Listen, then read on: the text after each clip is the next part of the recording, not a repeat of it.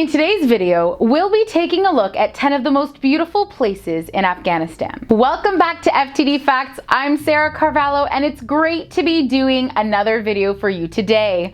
In the Western world, when we hear of the country of Afghanistan, you can imagine what comes to mind, especially given what is going on in the world right now and how things are being portrayed by different news outlets.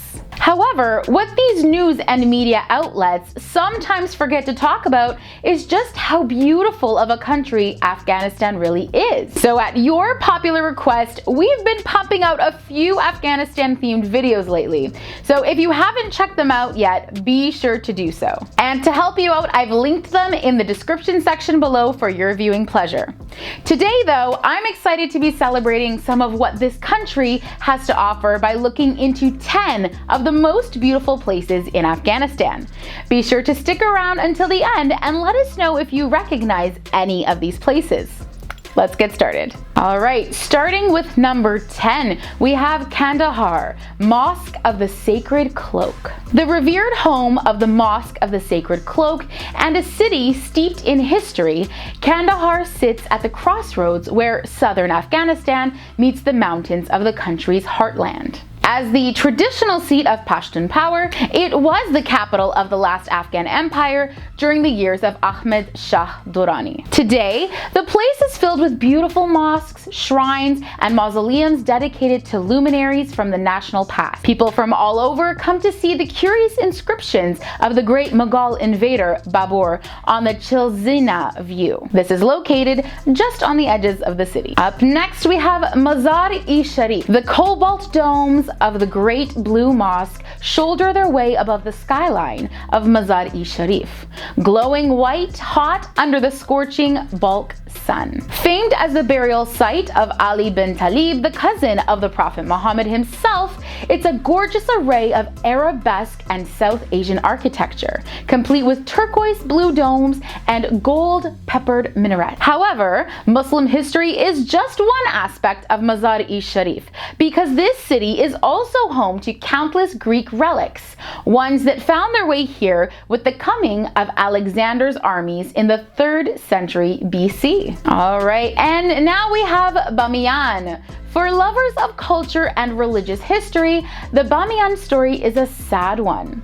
In ancient times, the place was known as a hub for Hindu, Buddhist worship, and it thrived with artisans, monasteries, and especially sculptors. In fact, the 2 giant statues of the Buddha that stood here were considered some of the most elegant 4th and 5th century carvings in all of Asia. The Buddhas of Bamiyan were 2 monumental statues of Vairocana Buddha and Gautama Buddha, carved into the side of a cliff in the Bamiyan Valley of central Afghanistan. Now, this is 130 kilometers northwest of Kabul at an elevation of 2,500 meters. Through carbon dating of the structural components of the Buddhas has determined that the smaller 38-meter Eastern Buddha was built around 570 AD and the larger 55-meter Western Buddha was built around 618 AD. In March 2001, however, these great effigies were destroyed, causing international outrage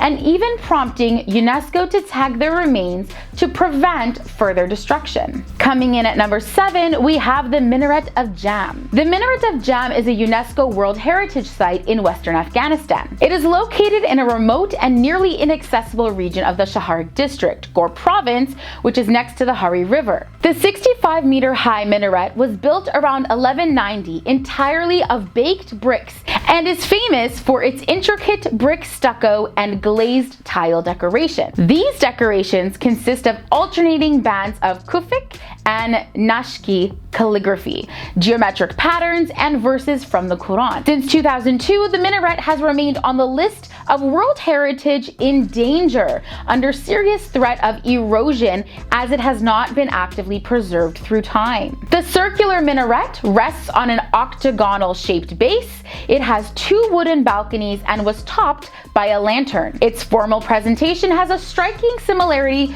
to the Ghazni minarets built by Masood III. It is thought to have been a direct inspiration for the Qutb Minar in Delhi, India. Moving on to Bandi Amir AMIR National Park. The breathtaking reaches of the Bandi AMIR became home to the first ever national park in Afghanistan back in 2009. It's easy to see why too. Populated by no fewer than 6 individual mountain lakes, perched more than 3,000 meters up in the rugged peaks of the Hindu Kush, and forged by millennia of fascinating geological movements, the whole area is a wondrous place to behold. Hikers come in the spring and summer when the temperatures are not an unbearable 20 degrees Celsius below to wander and wonder at the cobalt blue waters of Bandi Panir and the Bandi Gulaman. Coming in at number 5, we have the HERAT Citadel. So the Citadel of Herat, also known as the Citadel of Alexander, is located in the center of Herat in Afghanistan. It dates back to 330 BC when Alexander the Great and his army arrived to what is now Afghanistan after the Battle of Gaugamela. Now, many empires have used it as a headquarters in the last 2,000 years, and it was destroyed and rebuilt many times over the centuries.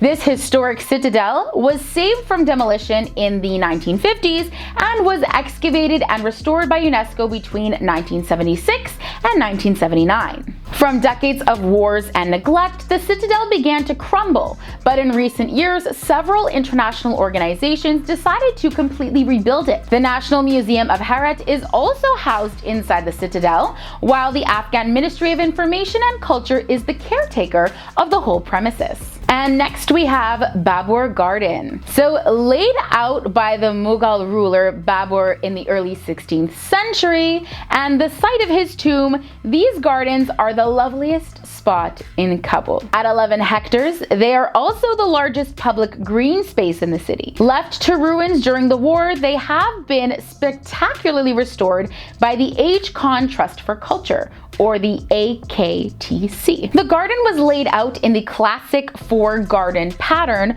with a series of quartered rising terraces split by a central watercourse. The garden is thought to have been developed around 1528 AD when Babur gave orders for the construction of an avenue-style garden in Kabul. Alright, now let's talk about the Hazrat Ali Mazar. Located in MAZAR-E Sharif, Afghanistan, this is a mosque which Sunni Muslims believe contains the tomb of Ali ibn Abi Talib.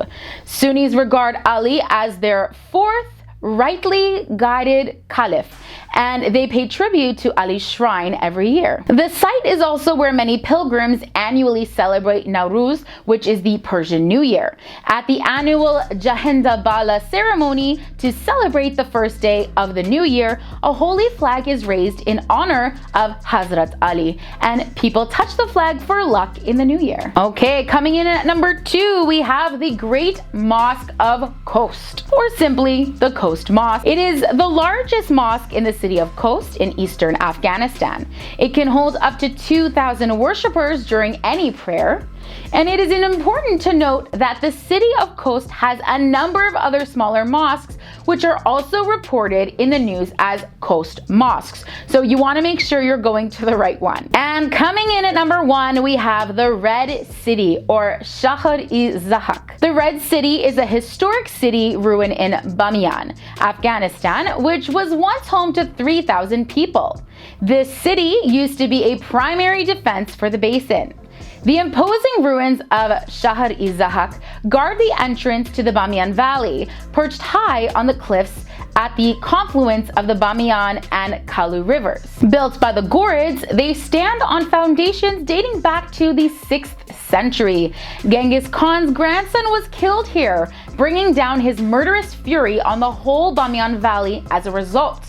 The colloquial name Zohak is taken from the legendary serpent-haired king of Persian literature. The towers of the citadel are some of the most dramatic in Afghanistan. Made of mud brick on stone foundations, they wrap around the side of the cliff with geometric patterns built into their crenellations for decorations. The towers had no doors, but were accessed by ladders that the defenders pulled up behind them. Alright friends, that brings us to the end of today's video showcasing 10 of the most beautiful places in Afghanistan. After this, I don't think anyone can say that it isn't a country with many beautiful sights and historical landmarks to see. Do you agree? Also, let us know which of our top 10 locations would make it onto your must-see list. Drop us a comment below. Alright, that's all for today. Thanks for tuning in to FTD Facts for this video, and don't forget to check back daily for new content posted just for you. Bye!